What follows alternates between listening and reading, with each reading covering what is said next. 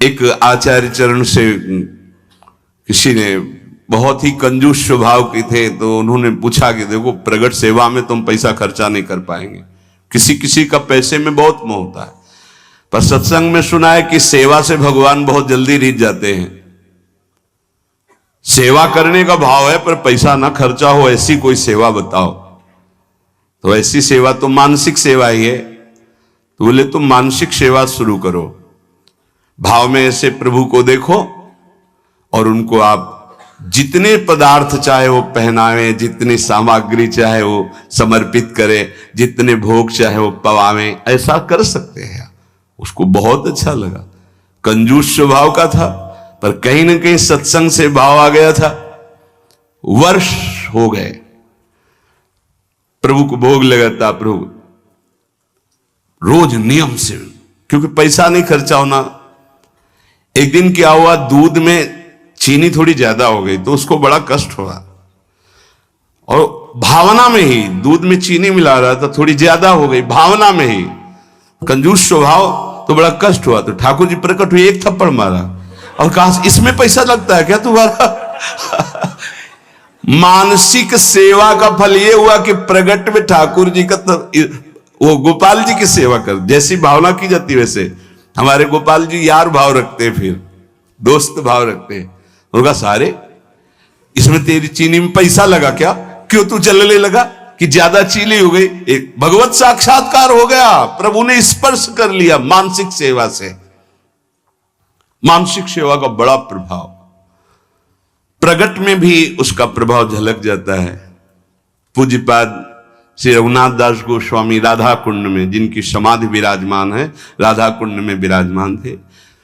स्वास्थ्य गड़बड़ हुआ तो श्री वल्लभाचार्य जी के निज वैद्य गए। समस्त ब्रजवासी जन थे, बाबा सैया पे पड़े हुए थे, बड़ा कष्ट था शरीर में। बड़े बड़े महापुरुषों को कष्ट शारीरिक देखे गए, वो क्या लीला है ठाकुर जी जाने। वो अपने भक्तों का कष्ट लेते हैं या प्रारब्ध भोग होता है या भगवान का विधान होता है, इसका निर्णय भगवान जाने। निर्णय नहीं किया जा सकता, क्योंकि अगर प्रारब्ध की तरफ देखें तो जब भगवान को समर्पित हो गए तो संचित प्रारब्ध और क्रियमाण इतने बलवान नहीं होते कि भगवान के भक्त को पीड़ा पहुंचा सके। ये भी सिद्धांत समझ में नहीं आता। भगवान अपने भक्त को कष्ट देते हैं, ये भी सिद्धांत समझ में नहीं आता, क्योंकि इतने वात्सल्य समुद्र हैं, वो जन को सुख देते हैं, कष्ट क्यों देंगे? अब वो भक्तों का अपने कष्ट ले लेते हैं, ये थोड़ा समझ में आता है कि जो सिद्ध महापुरुष होते हैं वो अपने निज जनों को स्वस्थ और सुखपूर्वक भजन में लगे रहे, इसलिए वो ऐसा। क्योंकि हमें यह समझ में नहीं आता कि इनका कोई प्रारब्ध होगा, क्योंकि वो प्रारब्ध भस्म करने की सामर्थ्य वाले महापुरुषों के शरीरों को कोई प्रारब्ध दंड दे सके, ऐसा समझ में नहीं आता। भगवान को जो समर्पित हो गया, पीछे एक बार सत्संग में ध्यान कीजिए, सुनाया गया था कि नाम जापक में इतनी अपार सामर्थ्य है, वो प्रारब्ध को भस्म कर देता है, प्रारब्ध स्वतः ही नष्ट हो जाता है। कोई बहुत प्रबल प्रारब्ध हुआ तो वो भी उनकी अनुमति से उनके पास आता है, वो स्वीकार करना चाहे तो आएगा, अन्यथा वो भी भस्म हो जाएगा। बड़े बड़े महापुरुषों के जीवन में कष्ट, थोड़ा भेद खुलता है भाई जी के पावन चरित्र को पढ़ के, कि जब भाई जी को बहुत पीड़ा गुदाद्वार में और बार बार ऑपरेशन, फिर भी ठीक नहीं और भर्ती, तो बाबा को बड़ी पीड़ा हुई कि ऐसा क्या प्रारब्ध भाई जी का। तो श्री कृष्णचंद्र जो प्रगट हुए और राधा बाबा से कहा आपका प्रारब्ध है, भाई जी का प्रारब्ध नहीं। बाबा को पता चला है मेरा प्रारब्ध है, तो सीधे भाई जी के पास गए, बोले अच्छी बात नहीं है, आपने ऐसा क्यों किया? बोले क्या? बोले आपने मेरा प्रारब्ध क्यों ले लिया? अरे बोले व्यर्थ की बातें क्यों करते हो? बोले आप बहाना नहीं चलेगा, स्वयं ये परम तत्व से बताई गई बात है, ये किसी और की बात नहीं, उन्होंने बताया कि तुम्हारा प्रारब्ध है। उनका बाबा हमको इससे कोई फर्क नहीं पड़ता, और आपकी जो अनुष्ठान पद्धति इसमें फर्क पड़ जाता, इसीलिए प्रभु की इच्छा से इसको। तो ये बात समझ आती कि बड़े बड़े महापुरुष अपने जनों का ऐसा लीला पूर्वक श्वेक नहीं, ऐसे जो ब्रह्म स्वरूप महापुरुष हैं उनका क्या प्रारब्ध है। आकर नाड़ी पकड़ी, मानसिक सेवा की आपको बात बता रहे, पूज्य श्री रघुनाथ दास गोस्वामी जी की नाड़ी पकड़ी, आपने कढ़ी चावल ये प्रसाद ज्यादा पा लिया, किसी में आता है खीर ज्यादा। ब्रजवासियों ने कहा है वैद्य जी संभाल के बोलिए, जब से बाबा ब्रज में आए नियम है और हमारी वाणी जी में लिखा है, ब्रज का तक्र और लोन, नमक और मठा के सिवा कुछ जीवन में नहीं पिया बाबा श्री रघुनाथ दास गोस्वामी को। ऐसे महापुरुष ब्रज का तक्रलोन ब्रज को लियो परस्यो नहीं कछुआन, तक्रलोन ब्रज को लियो परस्यो नहीं कछुआन, नमक और मठा के सिवा कुछ नहीं। तो उनका हम वैद्य की छोड़ देंगे, अगर इनके उदर में अभिवमन करवाओ और कढ़ी चावल या खीर कहीं कहीं आता, अगर ना निकले तो हम वैद्य की छोड़ देंगे, हम नाड़ी पकड़ के कहते इन्होंने पाया है। तो सबको लगा क्या एकांत में ऐसा भी होता है क्या कि बाहर से नमक मठा और अंदर, तो हंस पड़े पूज्य श्री रघुनाथ दास बोले, जिस देश के हम प्रसाद को पाया उसी देश के तुम वैद्य हो। अर्थात साधारण ने लीला में प्रवेश पाए, आचार्य चरण के वैद्य थे। तो वैद्य जी हंस दिए। तब सबको पता चला कि मानसिक में जो भोग लगाया था वो पाया, तो प्रगट में उसका प्रभाव। अगर हम थोड़ा भी मानसिक भाव अपने ठाकुर जी के समीप करने लगे तो बहुत जल्दी लाभ प्राप्त हो जाए। 5 मिनट का है, जो नित्य सेवा में लगे उनका तो मानसिक भाव बनता ही है, उनको बनाने की जरूरत नहीं, अपने आप बनेगा। प्रगट सेवा का प्रभाव है। जैसे आप लोग घर गृहस्थी में हैं तो 5 मिनट 10 मिनट बैठ करके थोड़ा भोग लगाना सीखे, मानसिक भोग लगाना सीखे, मानसिक सेवा करना सीखे। जैसे मानसिक भोग लगाने में है, आप ऐसे भावना कीजिए सामने प्रिया प्रीतम विराजमान है, सुंदर चौकी जो चांदी के कवर से मढ़ी हुई, पैसा लगेगा क्या, चांदी के कवर से मढ़ी, सोने की बड़ी थाल है, छोटी छोटी कटोरियों, एक में कढ़ी, एक में ये अमुक अमुक, जितने पदार्थ चाहो ध्यान कर करके, इसमें गुजिया, ये गुलाब जामुन, ये सब पदार्थ, और फिर अपने हाथ से पवारे, प्रियाजू को पवारे, फिर लालजू को पवारे। जब लालजू की तरफ कर रहे तो हमारा हाथ पकड़ के प्रियाजू की तरफ, वो उनकी तरफ, प्रेम का ऐसा खूब आनंद लूटो। 5 मिनट अगर शुरू कर दोगे तो जन्म जन्मांतरों की मलिनता नष्ट हो जाएगी। पर ये मानसिक सेवा अपवित्र हृदय से नहीं हो सकती, ध्यान रखना। तुमको सूक्ष्म बात बता रहे हैं, अगर आप अपवित्र हृदय वाले हो तो तत्काल आपके मानसिक में ही मन गंदी बातें फेंक देगा, इष्ट के प्रति फेंक देगा। आप घबरा मत जाना। ये कई प्रश्न ऐसे एकांत में किए गए, इसलिए बहुत सावधान। अपवित्र हृदय होने के कारण जब आप श्यामा श्याम को मानसिक सेवा, तो वो गंदी बात फेंकेगा, बिल्कुल घबराना नहीं, हो गंदगी निकल, वो भले श्यामा श्याम के प्रति ही फेंके, आप डरना नहीं कि अरे अब तो हमको नरक मिलेगा, मैं बहुत पापी हूं, कुछ नहीं। ये गंदगी की एक वृत्ति है जो निकल रही है बाहर। आप अपने निष्ठा में बिल्कुल रहें, वो आप नहीं है, वो गंदगी है जो अंदर भरी हुई है। इस बात को बैठा लोगे तो विचलित नहीं होगे, नहीं बहुत से विचलित हो जाते हैं। एक ने कहा कि मैं विश्व का सबसे बड़ा पापी हूं, बड़ा पवित्र हृदय वाला है, मैं बहुत पापी हूं, मैं प्रिया प्रीतम को जब सेवा में तो मेरा मन ऐसा ऐसा, तो उनका कोई बात नहीं। अरे ये मन गंदा है तो जहां जाएगा वहां दुर्गंध है, तो आप अच्छी जगह जाओगे तो दुर्गंध ही वो फैलाएगा। ये दुर्गंधी युक्त मन की वृत्तियां हैं, घबराने की जरूरत नहीं है।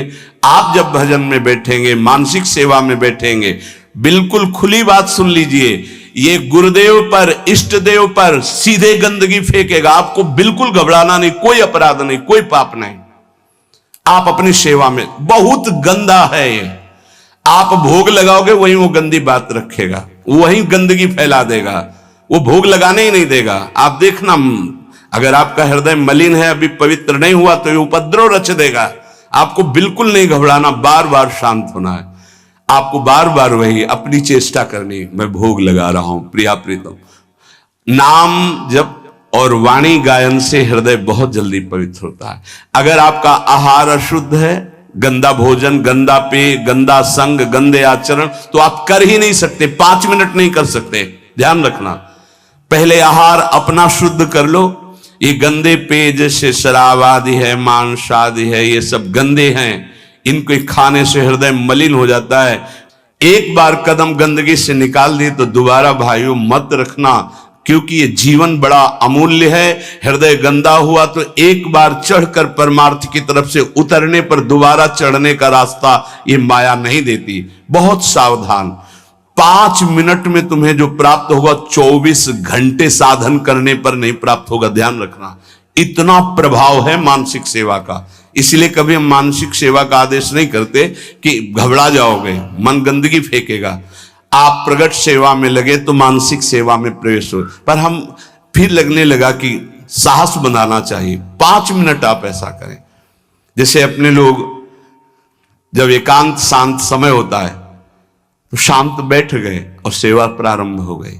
ऐसी सेवा प्रारंभ करो। क्या जाता है, सुंदर कुंज सजाया, सुंदर फूलों के गुच्छे टांग दिए, सुंदर सैया सजाई, देख रहे हैं निकुंज से गलवैया दिए, पिया प्रीतम आए और हमारी तब मुस्कुरा करके देखे, सेवा स्वीकार की, उस पर बैठ गए। अब जो मन आवे सो करो, मन आवे नाचो, मन आवे गावे, मन आवे भोग लगाओ, मन आवे उनकी लीला सुना रहे, उनका श्रृंगार कर रहे हैं, उनके आगे नृत्य कर रहे हैं, गा रहे। देखना, अगर रोना ना आ जाए तो कहना, आनंद की उमगन आ जाएगी। 1 पैसा नहीं लगता इसमें। और प्रगट सेवा का सही माने में फल आएगा तो मानसिक सेवा सिद्ध हो जाएगी। फिर आपको ऐसा नहीं लगेगा मैं भावना कर रहा हूं, साक्षात दिखाई देंगे प्रिया प्रीतम आ रहे। प्रियाजू की कृपा प्राप्ति उसी को होती है जिसको रसिक संग मिलता है। कहो कृपा उपजय के भांति रसिकन संग फिरो दिन। वृंदावन की स्पष्ट कृपा का फल है किसी भगवत प्रेमी, प्रिया प्रीतम के प्रेमी महात्मा का संग मिल जाना। उस संग का फल है नितिक धर्मिन संग तो रंग बढ़त नित नित सरस, नित नित प्रेम अभंग। यह जो कृपा हरिवंश की, निश्चित उसके हृदय में प्रेम जागृत हो जाएगा जो प्रियालाल के प्रेमी का संग करेगा। क्योंकि प्रेमी जनों के संग से प्रिया प्रीतम के चिंतन की बात अधिक आती है।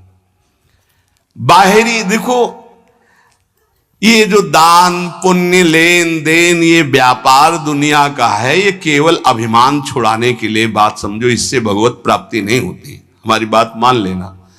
तुमने जो मैंपन रखा है भोगों में, शरीर में, नाना प्रकार के विषयों में, संपत्ति में, उस मैंपन को छुड़ाने के लिए शास्त्राज्ञा। अगर तुम्हारे अंदर ये भाव आ गया कि सब प्रभु का है, तो हम कह रहे हैं कि कुछ लेने देने की जरूरत नहीं। प्रभु इससे नहीं प्राप्त होते। अगर प्रभु की प्राप्ति की बात आती है तो चिंतन से आती है। और सबसे कठिन बात है प्रभु का चिंतन कर लेना।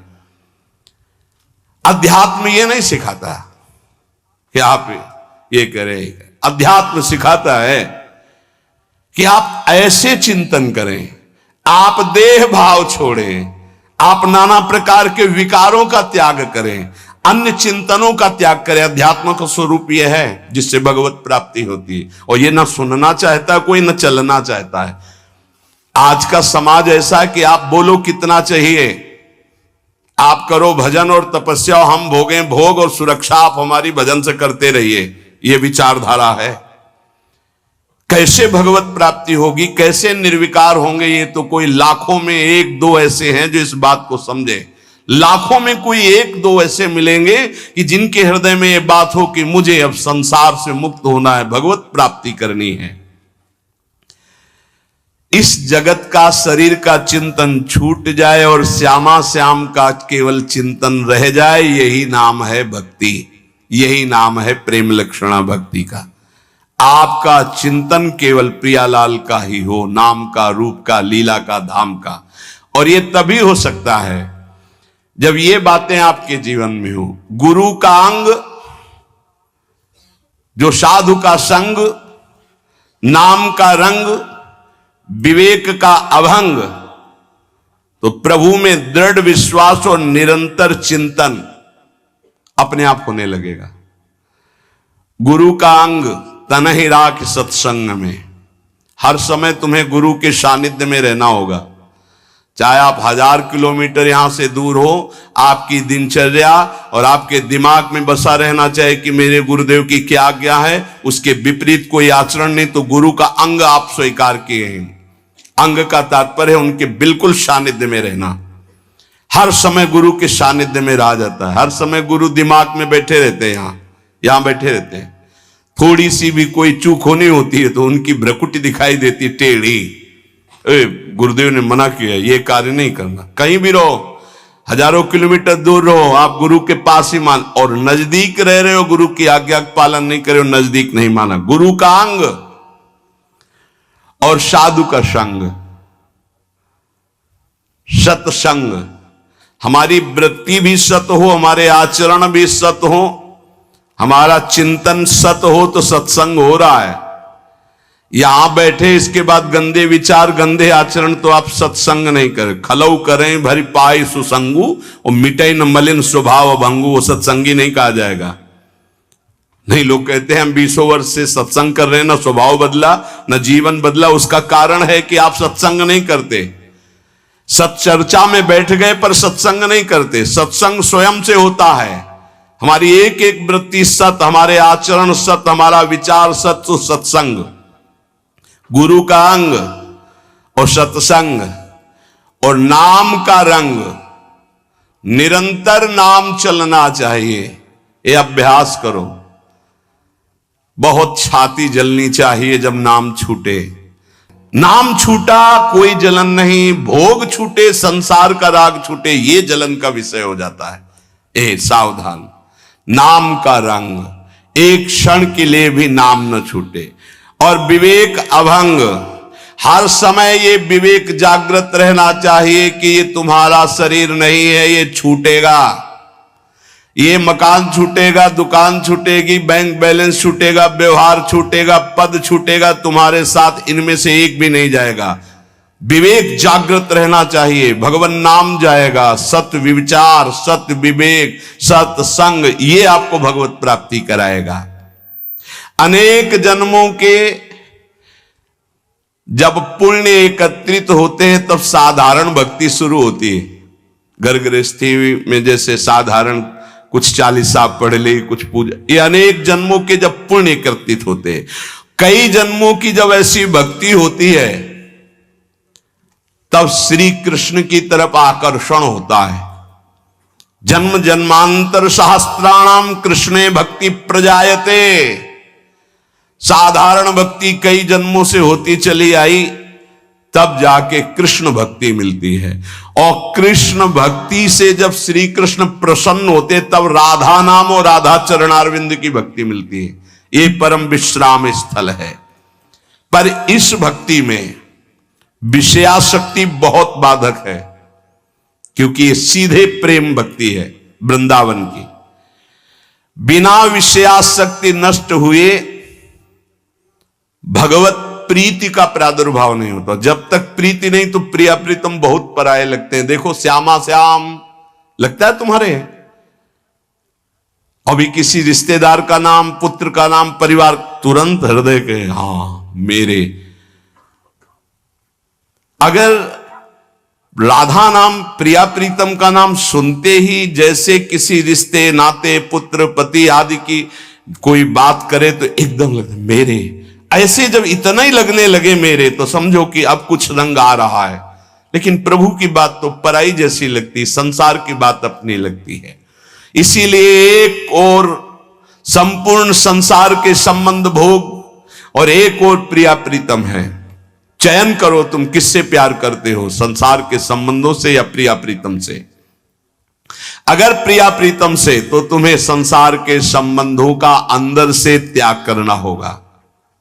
ये बहुत सहजता से हो जाएगा यदि साधु संग होता रहा, बहुत सहजता से वहीं रहोगे। भेष परिवर्तन की जरूरत नहीं है, स्थान परिवर्तन की जरूरत नहीं है, उद्देश्य परिवर्तन की। जहां उद्देश्य हुआ श्यामा श्याम की प्राप्ति को, वहीं आपके अंदर समस्त संबंध जो मायाकृत हैं आप देखोगे ढीले हो गए, वो कटने लगे। साधक को इस युद्ध में अकेले संपूर्ण संसार से युद्ध करना है। ये बड़ा सूक्ष्म विषय है, बार बार इसीलिए कहते हैं। हर व्यक्ति हमारे चिंतन को खींचता है, खास बात है, चाहे वो द्वेष से या हो चाहे या राग से हो, वो खींचता है हमारे चिंतन को। हमारा चिंतन अखंड प्रभु की तरफ हो, इसलिए सारे संसार के संबंध से युद्ध करना है। ये कला सीखनी होगी कि मिलना है, बात करना है, लेकिन हमारा संबंध किसी से नहीं। भगवत भाव से मिलना है, खूब प्रीति भाव से मिलना है, लेकिन अंदर उनके राधा वल्लभ लाल देखोगे तो बच जाओगे। चिंतन तुम्हारा कोई नहीं चुरा पाएगा। आरंभ में साधक को बहुत दुखद महसूस होता है सांसारिक संबंधों का त्याग करना, परंतु बाद में वो नाच पड़ता है कि भगवान ने मुझे मोह जाल से छुटा दिया। ये मोह केवल बातें करने से नहीं जाएगा। आजकल बातें करने वाले लोग बहुत मिल रहे हैं। पूज्यपाद बाबा कह रहे हैं, जिसको देखो ज्ञान की बातें कर रहा है, लेकिन मोह का त्याग करके ज्ञान में स्थित होना या भक्ति में स्थित होना केवल भजन से होगा, केवल भजन से। जितना भजन करोगे उतना ही बात बनेगी। बारी मथे घृत होए बरु सिकता ते बरु तेल, बिनु हरि भजन न भवतरी या सिद्धांत पेल। भजन का जिसके जीवन में 4 बातें हैं, उसका पूरा भजन होगा, सही भजन होगा। पहला, भगवान के नाम का निरंतर जप करने का अभ्यास। दूसरा, भगवान के प्रेमी जनों के चरित्रों का चिंतन करना। बहुत जल्दी भक्ति पुष्ट होती है भक्तों से। हरि को निज यस ते अधिक भक्तन यस पर प्यार। अगर रोज भक्त नामावली का आप पाठ करेंगे तो आपकी भक्ति बहुत पुष्ट हो जाएगी। भक्तन की नामावली जो करी है चित लाए, ताकि भक्ति बढ़े घनी और हरि होए सहाय। और सबसे बड़े विघ्न विनाशक भक्तों के नाम कीर्तन है। कई बार कहा है, यदि आप अपने घर से कहीं यात्रा करें तो पहले 5 भक्तों का तो स्मरण कर ही लें, कभी विघ्न नहीं पड़ेगा। लिख लो कागज में, कभी विघ्न नहीं पड़ेगा। भक्ति भक्त भगवंत गुरु चतुर नाम बपु एक, इनके पद बंधन के नासत विघ्न अनेक। पहले धैर्य रखो। जब आप वाहन पे बैठने जा रहे हो घर से बाहर, तो पहले 5 भक्तों, किसी 5 भक्त का स्मरण कर लो, कुछ याद कर लो भक्तों के नाम। ये जीवन की बहुत अमूल्य धन है। 5 भक्त, प्रहलाद नारद पराशर पुंडरीक व्यास अम्बरीश सुख सौनक भीष्म दाल भ्यान रुक्मांगद अर्जुन वशिष्ठ विभीषण आदि। ऐसे तुम्हें याद नहीं है तो ऐसे नागरीदास जी की जय, हरिवंश महाप्रभु की जय, स्वामी हरिदास जी की जय, बिहारिन देव जी की जय, सेवक जी महाराज की जय, ध्रुवदास जी की जय, वृंदावन दास जी की। जो भक्त याद आवे 5 भक्तों का याद। भक्त नामावली जो रोज पाठ करता है, उसके हृदय में घनीभूत भक्ति, ठोस भक्ति, जिसमें कोई विकार ना प्रवेश कर पावे, क्या जाता है। हमें लगता है अगर ध्रुवदास जी कृत 42 लीला में जो भक्त नामावली सब महान भक्तों के नाम है 30 मिनट में हो जाएगी, जल्दी से करोगे तो। 7-8 मिनट में श्री भगवत रसिक जी द्वारा की हुई भक्त नामावली हो जाती है, अगर रफ्तार से करो। हम सो इन साधुन सो। तो हमें जीवन जब भक्ति में बनाना है तो पहला नाम जब प्रभु का, दूसरा भक्तों के चरित्र, भक्तों के नाम। हरि को निज यस्ते अधिक भक्तन यस पर प्यार। ये बात समझ लीजिए। कुछ भक्तों की नामावली सबको रोज करनी चाहिए। अपने यहां भगवत कृपा से श्रृंगार के बाद रोज होती भक्त नामावली, सबको करना चाहिए। अगर बड़ी नामावली करनी हो तो ध्रुवदास जी का, छोटी नामावली तो भगवत रसिक जी ने 7-8 मिनट में हो जाती है। तीसरा, अपने आराध्य देव को ध्यान में रखते हुए चलना फिरना, उठना बैठना। ये जो बिहारी जी का रूप है, जो राधा वल्लभ जी का रूप है, राधा रमन जी का रूप है, ये किसी मूर्तिकार ने नहीं बनाया, स्वयं प्रभु प्रकट हुए हैं प्रिया प्रीतम से। बार बार आदेश भी आचार्य चरण कहते, राधा वल्लभ लाल को हृदय ध्यान मुख नाम। तो ये छवि विराजमान कर लो अपने मानस पटल पर। राधा वल्लभ जी को बार बार देखो और फिर वो आप मानस पटल पे विराजमान करो। तीसरा, अपने इष्ट का ध्यान करने का अभ्यास।